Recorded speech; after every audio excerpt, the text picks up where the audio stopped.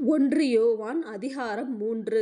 நாம் தேவனுடைய பிள்ளைகளென்று அழைக்கப்படுவதினாலே பிதாவானவர் நமக்கு பாராட்டின அன்பு எவ்வளவு பெரிதென்று பாருங்கள். உலகம் அவரை அறியாதபடியினாலே நம்மையும் அறியவில்லை. பிரியமானவர்களே, இப்பொழுது தேவனுடைய பிள்ளைகளாயிருக்கிறோம். இனி எவ்விதமாயிருப்போம் என்று இன்னும் வெளிப்படவில்லை. ஆகிலும் அவர் வெளிப்படும்போது அவர் இருக்கிற வண்ணமாகவே நாம் அவரை தரிசிப்பதினால் அவருக்கு ஒப்பாயிருப்போம் என்று அறிந்திருக்கிறோம். அவர் மேல் இப்படிப்பட்ட நம்பிக்கை வைத்திருக்கிறவனெவனும் அவர் சுத்தமுள்ளவராயிருக்கிறது போல தன்னையும் சுத்திகரித்துக் கொள்ளுகிறான். பாவஞ்செய்கிற எவனும் நியாயப்பிரமாணத்தை மீறுகிறான். நியாயப்பிரமாணத்தை மீறுகிறதே பாவம். அவர் நம்முடைய பாவங்களை சுமந்து தீர்க்க வெளிப்பட்டார் என்று அறிவீர்கள். அவரிடத்தில் பாவமில்லை. அவரில் நிலைத்திருக்கிற எவனும் பாவஞ்செய்கிறதில்லை. பாவஞ்செய்கிற எவனும் அவரை காணவும் இல்லை, அவரை அறியவும் இல்லை. பிள்ளைகளே, நீங்கள் ஒருவராலும் வஞ்சிக்கப்படாதிருங்கள். நீதியை செய்கிறவன் அவர் நீதியுள்ளவராயிருக்கிறது போல தானும் நீதியுள்ளவனாயிருக்கிறான். பாவஞ்செய்கிறவன் பிசாசினால் உண்டாயிருக்கிறான். ஏனெனில் பிசாசானவன் ஆதிமுதல் பாவஞ்செய்கிறான். பிசாசினுடைய கிரியை அழிக்கும்படிக்கே தேவனுடைய குமாரன் வெளிப்பட்டார். தேவனால் பிறந்த எவனும் பாவஞ்செய்யான், ஏனெனில் அவருடைய வித்து அவனுக்குள் தரித்திருக்கிறது. அவன் தேவனால் பிறந்தபடியினால் பாவஞ்செய்ய மாட்டான். இதனாலே தேவனுடைய பிள்ளைகள் இன்னார் என்றும் பிசாசின் பிள்ளைகள் இன்னார் என்றும் வெளிப்படும். நீதியை செய்யாமலும் தன் சகோதரனில் அன்பு கூறாமலும் இருக்கிற எவனும் தேவனால் உண்டானவன் அல்ல. நாம் ஒருவரில் ஒருவர் அன்பு கூற வேண்டும் என்பதே நீங்கள் ஆதிமுதல் கேள்விப்பட்ட விசேஷமாயிருக்கிறது. பொல்லாங்கனால் உண்டாயிருந்து தன் சகோதரனை கொலை செய்த காயினை போலிருக்க வேண்டாம்.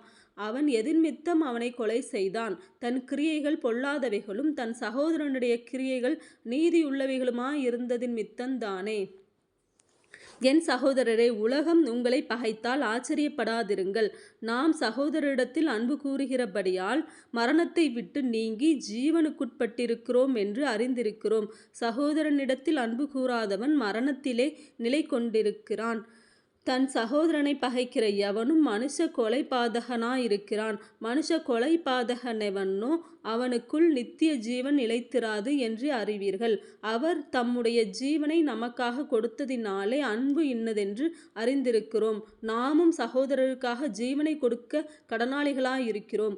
ஒருவன் இவ்வுலக ஆஸ்தி உடையவனாயிருந்து தன் சகோதரனுக்கு குறைச்சல் உண்டென்று கண்டு தன் இருதயத்தை அவனுக்கு அடைத்து கொண்டால் அவனுக்குள் தேவ அன்பு நிலை கொள்ளுகிறதெப்படி? என் பிள்ளைகளே, வசனத்தினாலும் நாவினாலும் அல்ல, கிரியைகளினாலும் உண்மையினாலும் அன்பு கூறக் கடவோம்.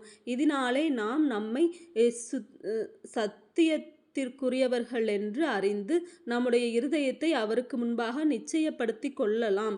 நம்முடைய இருதயமே நம்மை குற்றவாளிகளாக தீர்க்குமானால் தேவன் நம்முடைய இருதயத்திலும் பெரியவராயிருந்து சகலத்தையும் அறிந்திருக்கிறார்.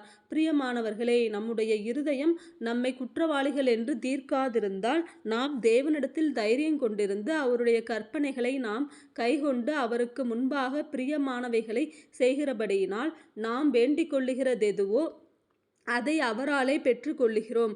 நாம் அவருடைய குமாரனாகிய இயேசு கிறிஸ்துவின் நாமத்தின் மேல் விசுவாசமாயிருந்து அவர் நமக்கு கட்டளையிட்டபடி ஒருவரிலொருவர் அன்பாயிருக்க வேண்டும் என்பதே அவருடைய கற்பனையாயிருக்கிறது. அவருடைய கட்டளைகளை கைக்கொள்ளுகிறவன் அவரில் நிலைத்திருக்கிறான், அவரும் அவனில் நிலைத்திருக்கிறார். அவர் நம்மில் நிலைத்திருக்கிறதை அவர் நமக்கு தந்தருளின ஆவியினாலே அறிந்திருக்கிறோம்.